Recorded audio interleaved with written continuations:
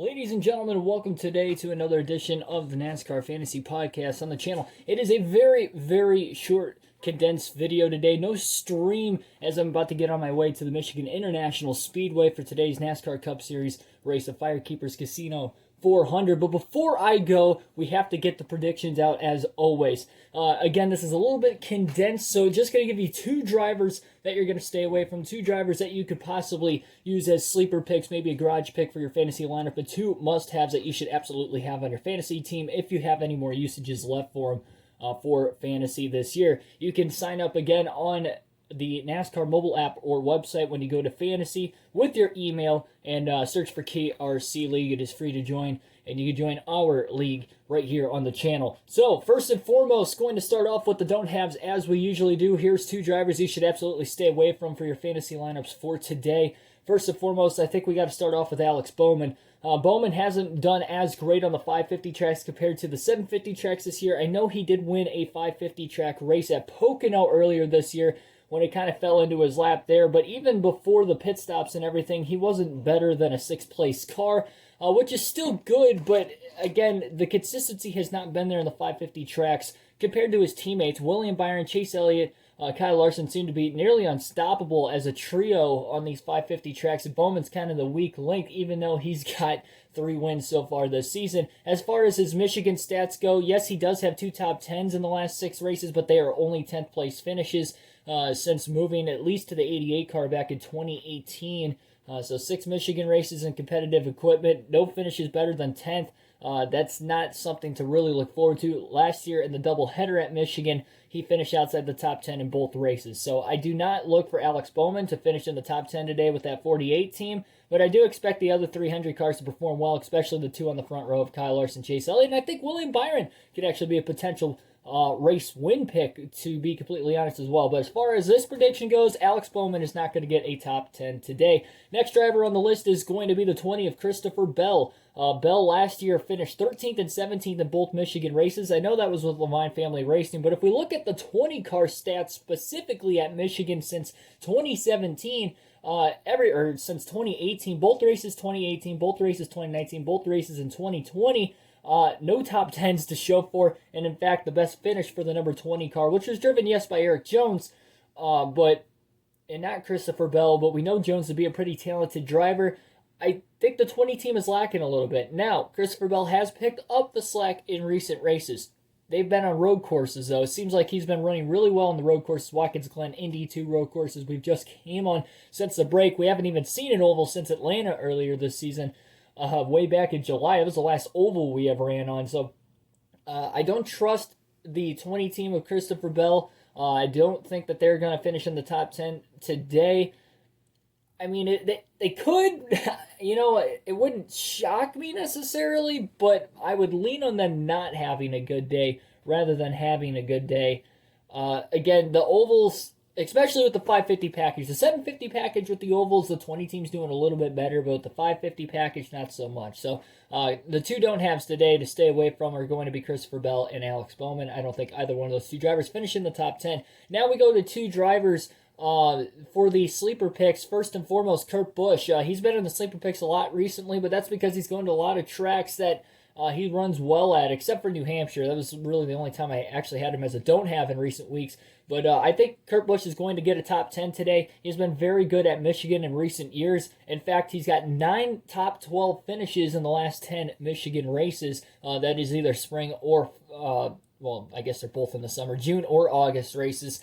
He seems to run well. Again, top 12 finishes. I don't usually factor top 12s in as heavily as top 10s, but when you do it consistently over a long period of time, like the last 10 races like Kurt Busch is doing, something is obviously clicking with him at that racetrack. I don't think he's going to go out there and compete for a win today by any means by those stats, but I do think he's got the capability of getting some stage points and finishing inside the top 10. That's exactly what I think Kurt Busch is going to do.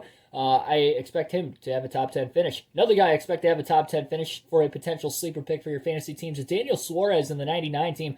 It seems like they have struggled lately. They haven't ran well on the road courses. They've had a lot of mechanical failures on road courses this season, but on the ovals, especially the 550 package, that's where this team seems to shine this season more often than not. As far as Daniel Suarez himself goes at Michigan, The last 3 races he had, excluding Gaunt Brothers Racing, which is like a 30th place race team. So excluding that, his 2 starts with Stewart-Haas Racing right here at Michigan, and then his last start with Joe Gibbs Racing, 5th, 4th, and 11th.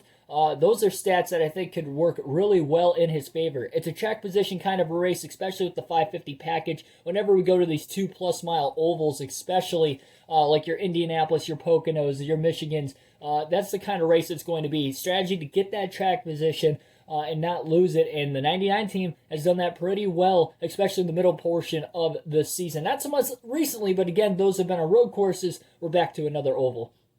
Daniel Suarez, hot take, he's going to get a top 10 today.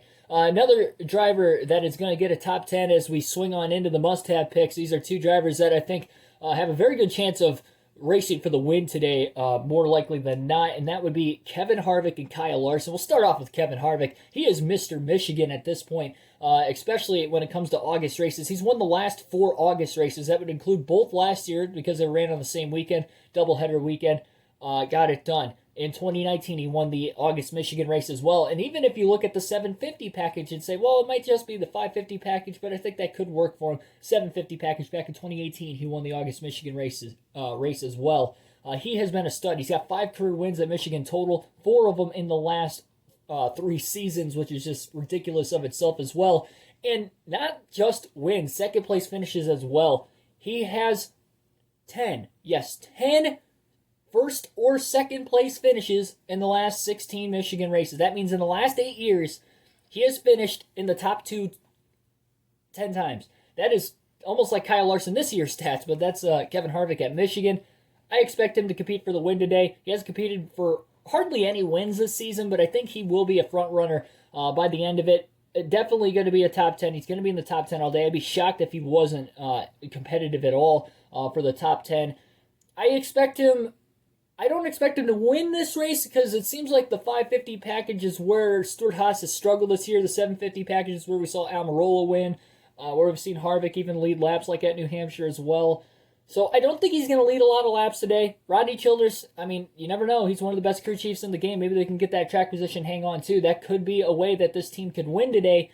I expect them to run right around like 4th through 6th most of the race, but I think there is capability he can contend for the win. So Kevin Harvick is a must-have pick for today's Michigan race. And, of course, Kyle Larson, as stated, he's got 3 wins here at Michigan. They were all in a row, both races in 2017 and then the summer race in 2016. He starts on the pole today. That is huge. As far as the tracks on the 550 package this year, we've actually only had 8 races with the 550 package, which I was kind of surprised about. So far this season. Feels like we've had more than that. But anyway, in those 8 races, he's only finished outside the top 10 twice. So very, very likely he's going to perform well today. Obviously, he was leading Pocono last lap, blew a tire, and still got the top 10 in that race. But anyway, that was one race. Obviously, he has a win in the Coke 600 at Charlotte with the 550 package. He won at Las Vegas with the 550 package as well. So look for Kyle Larson to have another solid day. He won the All-Star race with the 550 package also, and that wasn't even a points race. So if you want to throw in 9 races for the All-Star race with the 550 package, then he's got 7 top 10s in those 9 races. And again, with starting on the pole, being a track position kind of a racetrack, he's got a very good chance to dominate the day today. Especially with his teammate Chase Elliott, right there in the front row. They can get those Hendrick cars linked up, and that's been a strong point of Hendrick this season is you get 2, 3, 4 cars up inside the top 5. It's hard to knock them outside of the top 5, especially on this 550 tracks. And, once you get the track position, it's game over at that point. So we'll see if they can hang on to it, and the pickers don't make a mistake. Larson has a very good shot to go to victory lane today. Only other prediction we have is my race win prediction. We have 5 correct picks so far this season for race wins. Last year we had 9. We only got 12 races left. There's still a chance I could beat last year, but we got to go on a hot streak to the end of the season. And I was leaning on Harvick there for a little bit, but I think the lack, again, of success he's had, particularly this season as a whole, is what's going to keep him out of victory lane today. Kyle Larson, obviously the heavy favorite, I feel like, but he hasn't won at Michigan since 2017. I know he didn't race at all last year, so I'll give him a pass for that. But again, it's been 5 Michigan races that he has raced in since he has won here at this racetrack. I don't know. I'm almost kind of changing it on the fly right here. I was thinking Kyle Larson. Honestly, William Byron's got a good chance to get the win today, but I think I got to stick with the favorite. We got to go Kyle Larson. I've seen him win twice in person this year. Probably going to make it 3. Both those races I saw him win were on ovals at Nashville and at Charlotte for the Coke 600. So I'll go Kyle Larson today, just sticking with the game plan here. I don't want to get this wrong. So essentially, we need to get these race win predictions right. So I thought about taking William Byron. I honestly did. Either Byron or Harvick was going to be my second and third guesses, but I have more confidence in the 5 team. It seems like when Byron's strong, those are the races that Larson and Elliott are strong too, or even Bowman.